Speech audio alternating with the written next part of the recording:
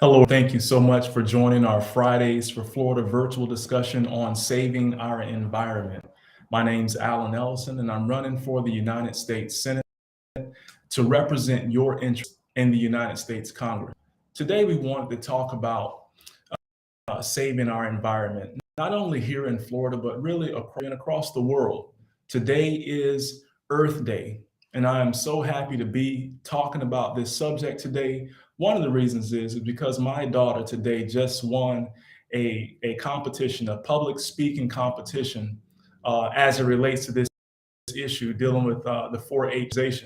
And so I got a chance to hear her speech today as she talked about some of the things that I'm going to be talking about tonight, and she won first place. So congratulations, Alana. So as we want to be able to move forward in this conversation, I wanted to highlight a few things as it relates to saving our earth, as it relates to environment change. Some of those things deal with what we can do to improve the quality of our lives, the quality of our future, our children's and our grandchildren's futures. There are some simple things that we can do today. We're going to get into those. But one of the things I want to talk about before into that is the fact that we have to all in that there are issues that are pressing right here in Florida, issues dealing with our air quality, dealing with our lakes, our waters, our environment. We have to make sure that we are keeping our environment clean and safe. And so that means looking at policy. That means looking at leaders, making sure that we are elected leaders who will look out for our environment. I just saw a TikTok video that is calling for heroes to help protect our environment, because we all really have a part to play. We can part personally, we can do our part from a corporate standpoint, or we can do our part from a governmental standpoint, but we all have our part to play. One that I do is I ride a skateboard, not only because I'm good at it, but because I do my part to make sure that I am reducing my personal carbon footprint. Some of the things that you might want to be able to do is to drive your cars less, because driving cars emits so much carbon dioxide into the atmosphere, and that actually hurts our oxygen levels. It also hurts our environment. We have to look at those types of things. And so the thing is that, whenever we look at policy and we're looking at the fact that there is policies that are on the books, necessarily been signed by the president or been passed by the House, then we're doing our part to hold those members of Congress to enact common sense environmental policies. One of those policies is the Green New Deal. Progressives in the United States Congress, they have been trying to push the Green New Deal for quite some time. And that's an environmental policy, sustainability policy, as well as equity and civil rights, and equity and just basic human rights, making sure that we are looking at environmental sustainability strategies across the board. And so right now, I want to urge you to please follow the policies of the new Green Deal, or the Green New Deal, because we will learn that there are things that we can do from a policy standpoint that can positively impact our environment.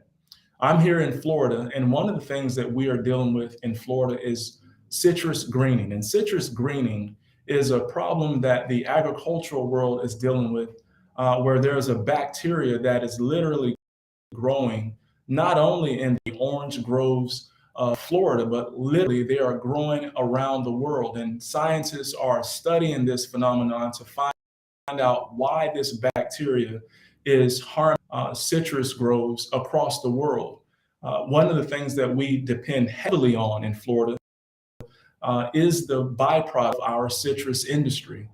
We get hand sanitizers, hand cleaners, degreasers. We get our orange juice. We get a lot of different products from our oranges, but without health trees, we're not able to get that. And one of the things that we have found to be linked to citrus greening is a warmer environment. We know that the earth is getting hotter. One of the reasons the earth is getting hotter is because of the CO2, the carbon emissions that is emitted into the earth's atmosphere, causing the earth's climate to get hotter. Just this morning I was talking to someone, they didn't believe that climate change is real. The justification that they had behind their argument was that there are cold days in the summer. There are cold days within the last few weeks, living here in Florida when it should be getting warmer. They're saying it's getting colder. And I want people to understand that there is a difference between weather and climate. What the person was talking about today was not climate change. What the person was talking about today was weather is what takes place in the atmosphere on a day-to-day basis. Climate is something totally different. Climate is what takes place in the weather over a 30-year span. So in 30 years, we have seen the Earth's atmospheric pressure increase. We have seen the Earth become, and this is all because of the footprint that we are emitting into the Earth's, whether it be through our cars, whether it be through industrial power plants, whether it be through truck up and down the highways. We need to understand how it works, because a better educated society has a chance of rolling back the carbon footprint, which is causing these types of problems. The other thing that takes place whenever the Earth's atmospheric pressure increases is that we have melting away of our polar ice caps. And that's all the time. And the fact is that look at a polar ice cap, the majority of them are larger than every mountain range on Earth. But the largest part of a polar ice cap is not what you see on top of the water, it's what's underneath the water. That's the largest part.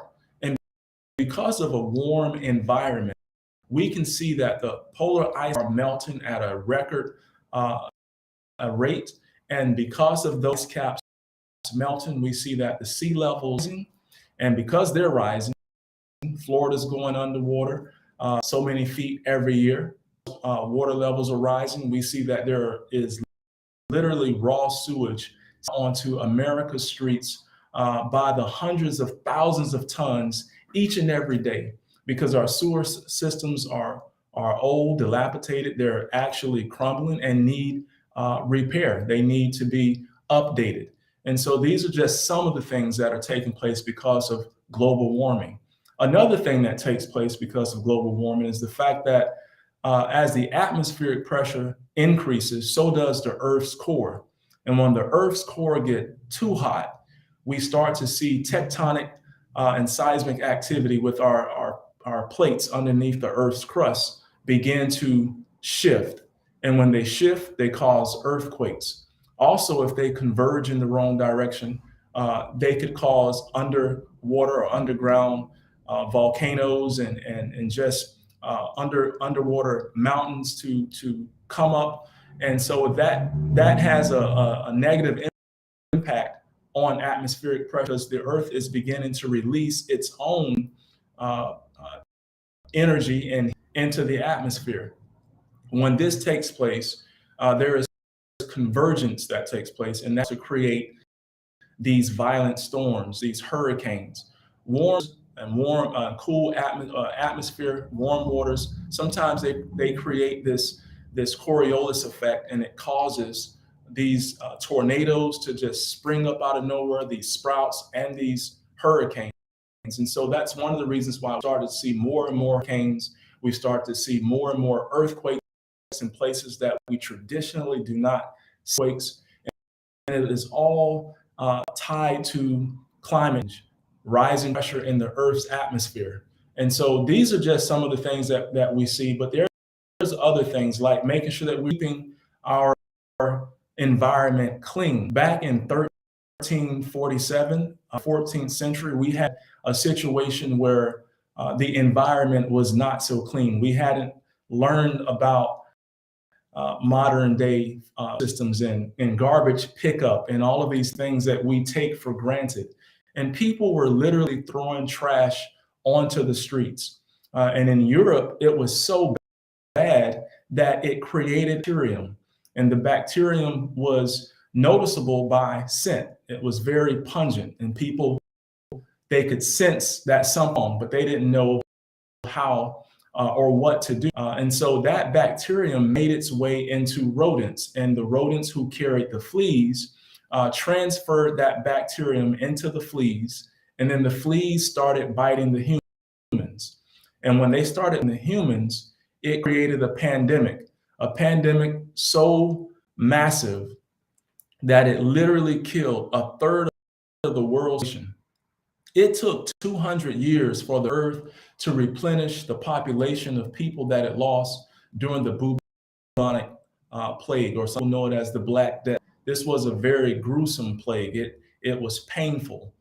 It was worse than the COVID-19. In fact, COVID-19 has moved to the #2 spot, but the bubonic plague still holds the #1 spot for the most people. Again, a world's population died because of this. And so what we can see is that an environmental catastrophe turned into a health pandemic, and that could happen. This is another reason why we need to make sure that we are doing everything to keep our earth clean, keep it safe, and make sure that we leave a stronger, safe, and better future for our children. One of the things that I wanted to make sure that we are in knowledge of some of the things that we could do on an individual basis. And this is 10 simple things that we can do, and it comes from Oceanic Atmospheric Administration under the Department of Commerce. And so we have to reduce, reuse, and recycle. Cut down on what you throw away. Follow simple R's. Conserve national resources and landfill space. Volunteer. Volunteer for cleanups in your community. You can get involved in protecting your watershed. When you further your own education, you can help others understand the importance and value of our natural resources. Conserve water. The less used, the less runoff and wastewater that eventually end up in the ocean. Choose sustainable. Let's learn to make smart seafood choices. You can do that at www.fishwatch.gov. Shop wisely, buy plastic, and bring a reusable shopping bag. Use long-lasting light bulbs. Energy-efficient light bulbs reduce greenhouse gas emissions. Also, flip the light switch off when you leave the room. Plant a tree. Trees provide food and oxygen. They help save energy, clean the air, and they help combat climate change. Don't send into your waterways. Use non-toxic chemicals in the home and office. And as earlier, start riding bikes, ride scooters. And if you're like me, ride a skateboard. Do your part. There is a lot that we can do to save our environment. I want to thank you for taking the time to be here this evening for our Fridays for Florida virtual discussion on saving the environment. If you have any questions or comment, please feel free to drop a note down into the comment section. I'll do my best to get with you on whatever you might have in mind. If you want to join our team, visit our website at allen.com. Consider making a contribution. Your contributions help us to reach further. Follow us on our social media sites, and be sure to share this broadcast with a family member or a friend. We can't without you. We need your help. We need your support, and build a better future for our children together. Thank you all so much. You have a wonderful evening.